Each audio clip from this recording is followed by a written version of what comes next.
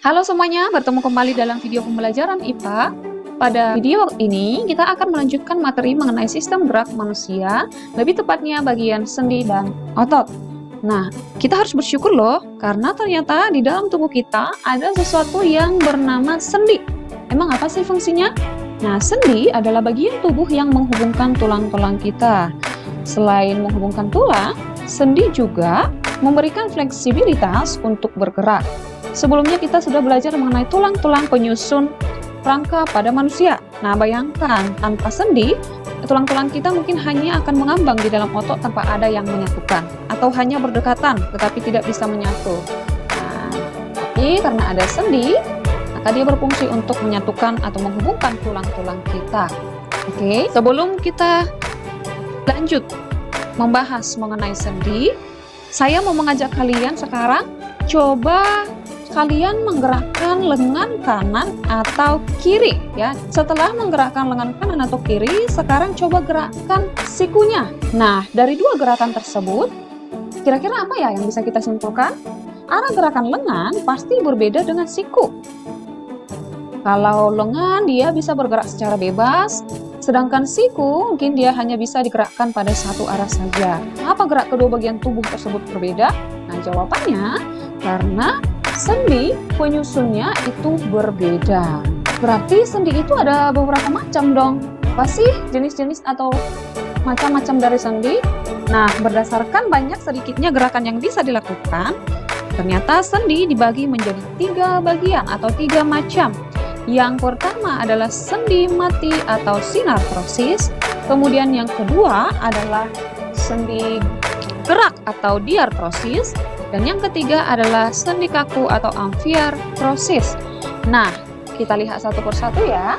Untuk sendi mati atau sinartrosis adalah sendi yang tidak bisa digerakkan. Makanya dia disebut sendi mati.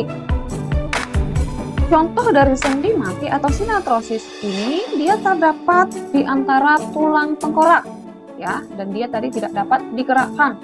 Sedangkan sendi gerak atau diartrosis adalah sendi yang bisa digerakkan secara bebas. Nah, jadi kamu bisa bergerak dengan leluasa karena ada sendi diartrosis ini. Dan sendi kaku adalah sendi yang bisa digerakkan namun sangat terbatas. Ya, jadi gerakannya sangat terbatas. Contoh dari sendi kaku itu terletak atau terdapat pada sambungan ruas-ruas tulang belakang dan sambungan antara tulang rusuk dan tulang dada.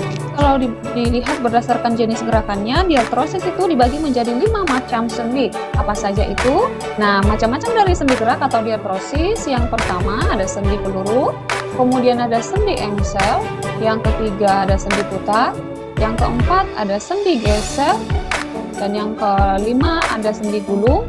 Ada juga yang namanya sendi pelana.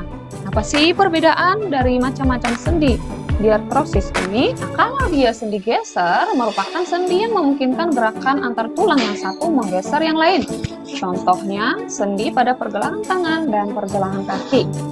Nah, kemudian ada yang namanya sendi engsel. Sendi ini memungkinkan terjadinya pergerakan satu arah saja ya. Anak-anak pasti pernah melihat engsel dari pintu dong. Nah, dengan adanya engsel tersebut membuat pintu bisa digerakkan membuka dan menutup. Dan jika anak-anak perhatikan, apakah bisa pintu bergerak secara bebas? Tentu tidak bisa ya, karena engsel hanya mampu atau hanya membantu pintu untuk bergerak satu arah saja. Begitu juga dengan sendi engsel ini. Ya, sendi engsel hanya memungkinkan gerakan satu arah saja, yaitu ke depan atau ke belakang.